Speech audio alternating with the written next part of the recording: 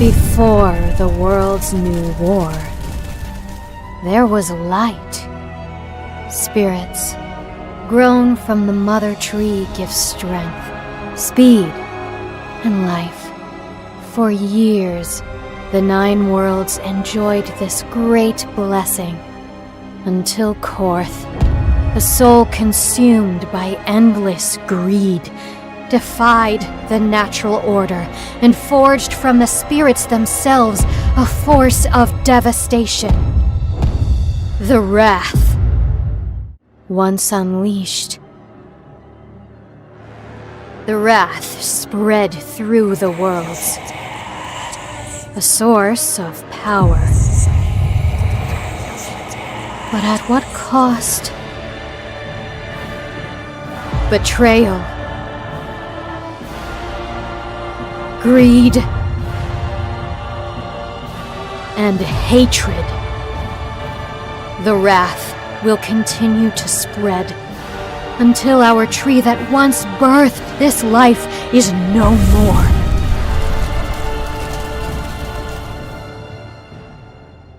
By the grace of Mother Nature, a warrior is born to fight the Wrath. Warrior, we need you. There's this weird assumption that a lot of Roblox RPGs fall into one of two categories. Either an idle simulator where numbers go up while you barely play a game, or flashy action games that looked cool for about 20 minutes before you realize there's nothing underneath the surface.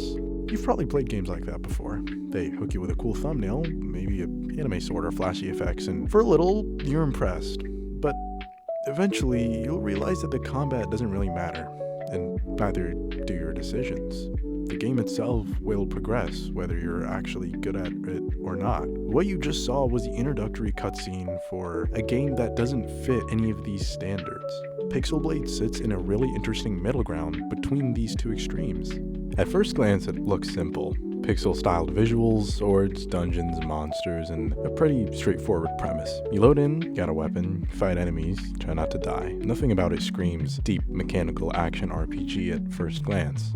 But the more time you spend with it, the more you realize this game is actually built around something that Roblox games don't usually commit to at all. Mechanical skill. It's not a game where you can just spam clicks and expect to win. It's not a game where better gear completely replaces player ability. Pixel Blade asks you to learn how to move, to dash, and when to back off. And if you don't learn those things, the game will absolutely punish you for it. Hello everybody, my name is Lowerkase, and welcome to, unfortunately, the final episode of Just One More Game, a series where I play and review Roblox games so you can decide whether or not they're worth your time. So today, I want to talk about Pixel Blade in full. To rate the game, we'll be using two rankings, the core meter ranking, which is purely objective on a scale of S through F, and then my personal ranking based on how much I enjoyed playing the game. Before we begin this video, there are a few things I'd like to note in regards to channel direction. As you know, or maybe don't, this is, as of right now, a channel where I only post Roblox game review videos. And as you heard earlier in the intro, this is the last episode that I'm doing for this series. Roblox has just been getting stale, with not only the games dropping in quality, but also the corporation itself going downhill, so I've decided to take a different direction. After this video, I will no longer produce Roblox content, but will move instead to make this channel mainly Minecraft content.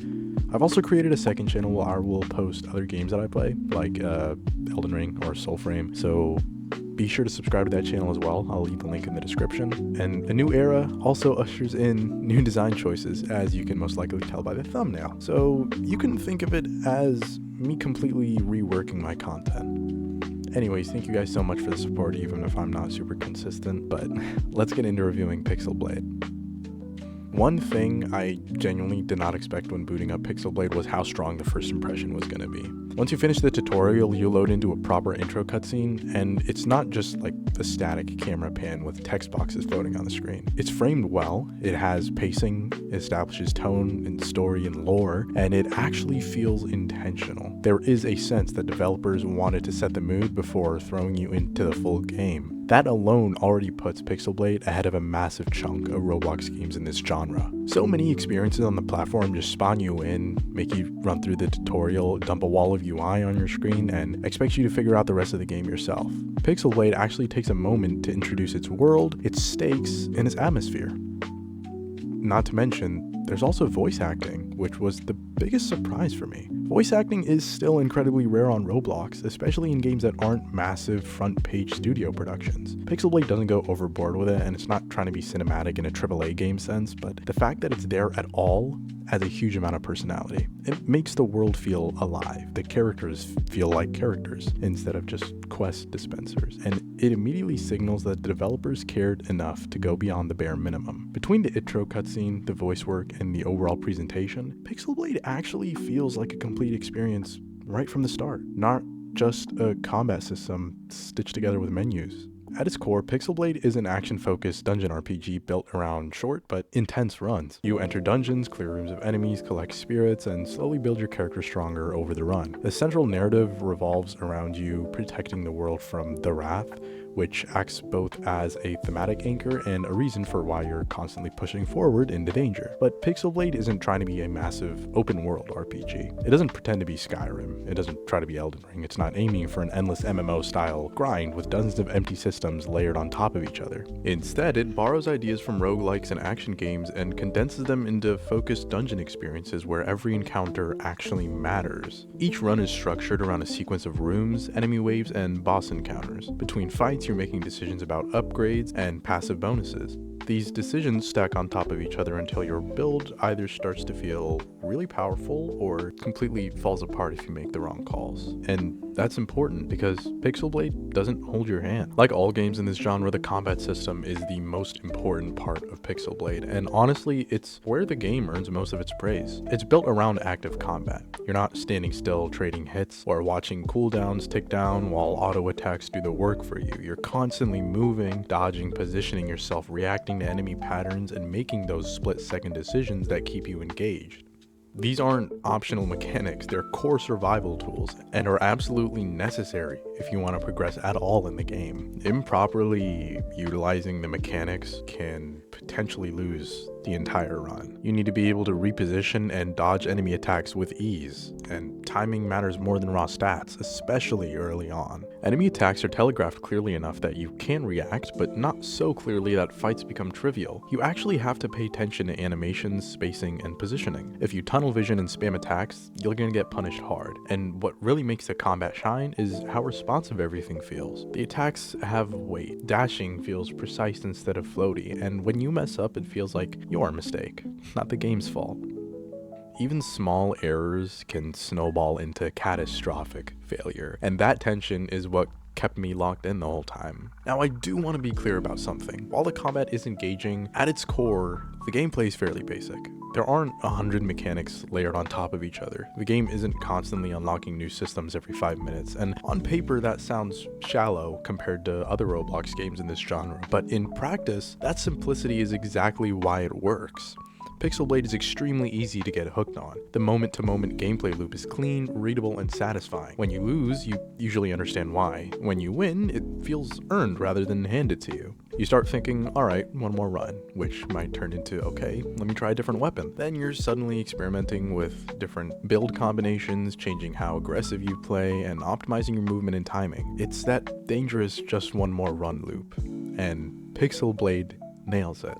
Movement is a massive part of why Pixel Blade feels so good to play. You're fast, but not uncontrollably fast. You actually start off really slow, but as you clear rooms and kill enemies, you gain spirits, which give you speed boosts. The game gives you just enough mobility to feel agile without turning every fight into chaos. These dashes and dodges give you brief invulnerability and repositioning power, but they're limited enough that you have to think before using them. The game rewards what I'd call controlled aggression. You're encouraged to push enemies where there's an opening, but punished hard for overextending. You can't just mindlessly rush into groups and expect to survive. You have to read situations, create space, and pick your targets. Once you learn the rhythm, the game starts to feel like a dance rather than a stat check. And when that flow clicks, Pixel Blade becomes incredibly satisfying to play. Weapons in this game aren't just cosmetic stat sticks. Different weapon types genuinely change how you approach combat. Some favor aggressive, close-range playstyles where you're constantly in enemies' faces, pushing for quick kills. Others hit harder but force you to be more deliberate with timing, spacing, and patience. On top of that, rings are where builds really start to come together. Rings provide passive bonuses that stack in meaningful ways. Increased damage, survivability boosts, cooldown reductions, and synergy effects that reward specific play patterns. Early on, they might seem minor, but as you progress, they become one of the most important systems in the game. A good ring setup can completely change how a run feels, and the game encourages experimentation without overwhelming you. The dungeons in this game are intentionally structured rather than just being massive setups of rooms. Each room is designed to test something specific: density, positioning, elite enemies, or awareness. You're never just wandering aimlessly through empty hallways, and boss fights are easily some of the best content in the game. They aren't just oversized enemies with inflated health pools. They have proper patterns, phases, mechanics that force you to actually engage with the combat system properly. Now, Pixel Blade is solid solo, and whenever I do game review videos, I tend to want to play them solo at first, just to experience it myself, but Pixel Blade is really great in co-op. Playing with friends completely changes the dynamic. Communication matters, positioning matters even more. You start thinking about how your playstyle complements other players instead of just focusing on your own survival. Boss fights become chaotic in the best way possible. Someone messes up a dodge, someone else pulls aggro, another player clutches at low health and saves a run. That shared tension and recovery makes co-op runs incredibly memorable. It feels like a real multiplayer experience, not a solo game with co-op awkwardly bolted on. As for the art direction,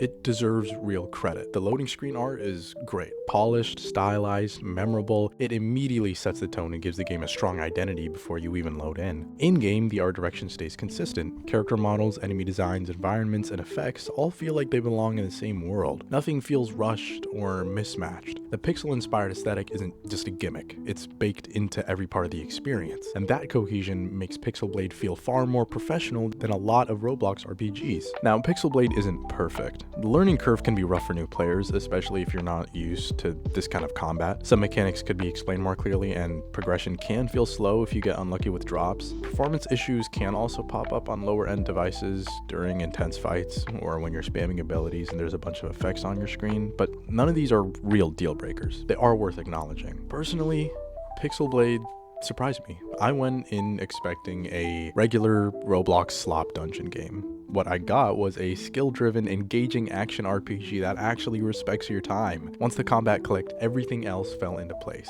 and playing with friends only elevated the experience further. As for my ratings, Pixel Blade is going to get a solid 7 out of 10 on the core meter ranking. From a core design standpoint, it's well made and it's competent. The combat is solid, the progression is meaningful, and the art direction is consistent, but it's still relatively simple in scope. It has room to grow, and it doesn't do anything super revolutionary. A 7 out of 10 means worth playing. I mean, it's above average, and the game still has potential to improve. As for my personal rating, I'm gonna give Pixel Blade a 9 out of 10. From an enjoyment standpoint, it was just really fun to play. The combat hooked me, the replay loop kept me coming back, and the presentation went far beyond my expectations. This is a game that I actively want to return to, regardless of whether or not they continue updating it in the future. Anyways, thank you guys so much for watching this final episode of this series.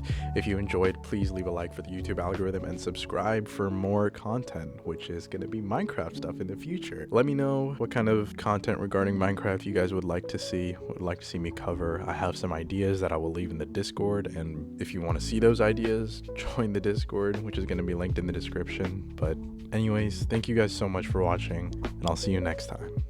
Peace.